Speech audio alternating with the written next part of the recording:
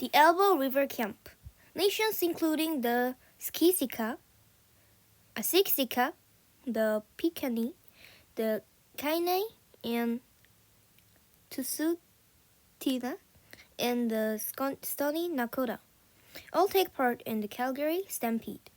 At the time of the first event, however, the Indian Act of 1876 was in effect, a law that restricted the freedoms of indigenous peoples. Today, the Indian Act is still law, although certain provisions were later repealed. The Indian Act of 1876.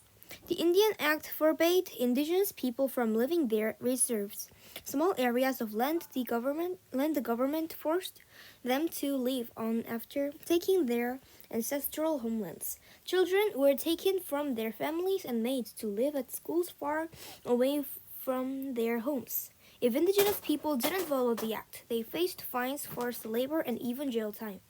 It was illegal for indigenous people to wear traditional clothing, speak and sing in their languages, and dance and celebrate their cultures and religions. Although temporary exceptions were granted to participate in the Calgary Stampede, it would be decades before indigenous people obtained more freedoms. Today, many indigenous peoples believe the Indian Act hinders the practice of their ways of life. In 1912, Wittig approached representatives of indigenous nations with a proposal. His vision of the stampede was dependent upon indigenous peoples' participation. Working with politicians, Wittig arranged for a suspension of the Indian Act to allow indigenous people to travel off the reserves and to publicly engage in some cultural practices. Indigenous communities were conflicted. Ultimately, they agreed in order to practice their traditions freely, even if it was only for a short time.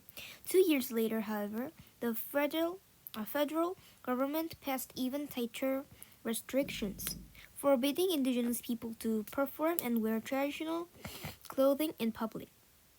Indigenous people could not participate in the stampede for years after that.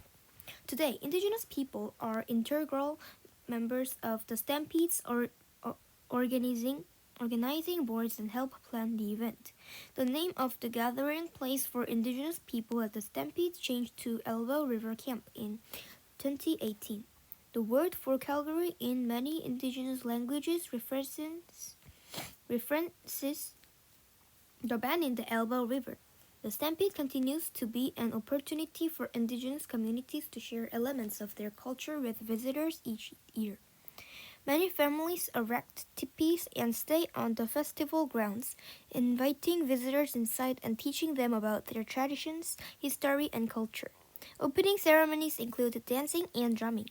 Traditional flag raisings and lowerings take place each morning and evening, during which flags for each indigenous nation, as well as the province of Alberta and Canada, are flown.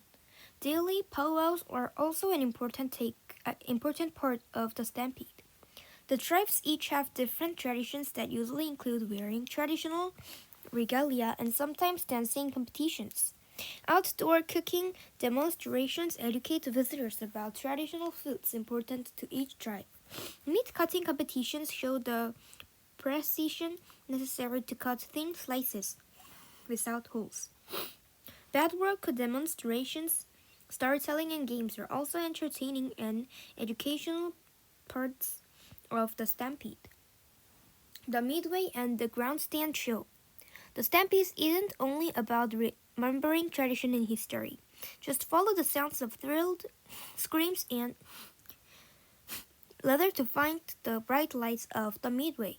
The Stampede's entertainment Midway is one of the largest in North America.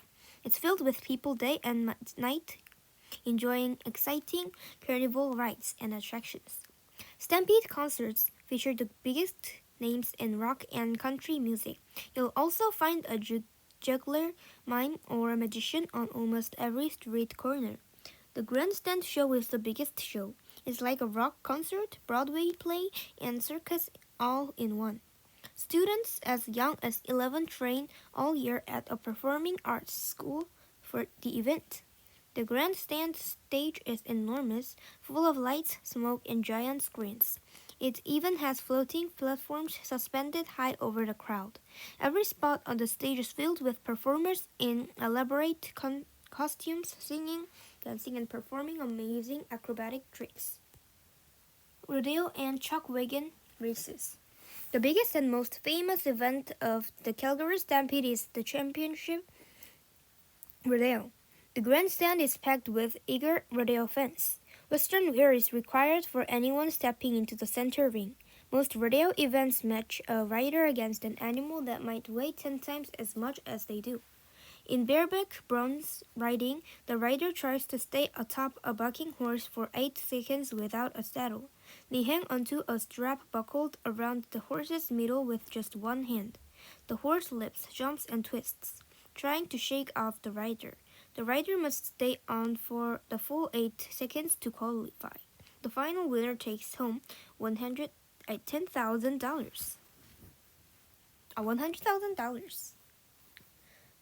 The saddle bronze event is similar, but the cowboy sits atop a saddle, trying to control the bucking horse using reins and stirrups. Next up is bull riding, which also follows the same basic rules. Of course, the cowboy isn't on a horse. They are atop a huge bucking bull. The huge and powerful bulls leap and twist like giant rubber bands. The bull rider needs to hang on for the full 8 seconds and then jump from the bull's back. Sometimes the bull wants to chase the rider down before the rider can get hurt. Rodeo clowns, skilled bull handlers who rush into the ring to distract the animal, run in. They herd the bull away and the lucky rider makes their escape. Steer wrestling is just what it sounds like. A rider on horseback chases after a running steer. They jump on the animal and pull it to the ground by its horns. Another exciting event is barrel racing, a timed horse control event. Highly trained horses loop around several barriers in tight turns. This event tests a rider's balance, speed, and skill. The last event is the wild chuck wagon race. Crowds already have a preview earlier in the Stampede with the miniature chuck wagon races. Teams of 4 horses, each pulling a canvas-covered chuck wagon, line up. Then teams of cowboy called outriders line up their horses behind the wagons. The outriders stand behind the wagon's tailgate. They flying poles and a rubber stove into the back of each wagon. The wagon teams blast away at a gallop, and the outriders slip onto their horses and race after the wagons. The bouncing, rattling, clanging wagons do a dangerous figure 8 around barrels. Then they race around the track at full speed.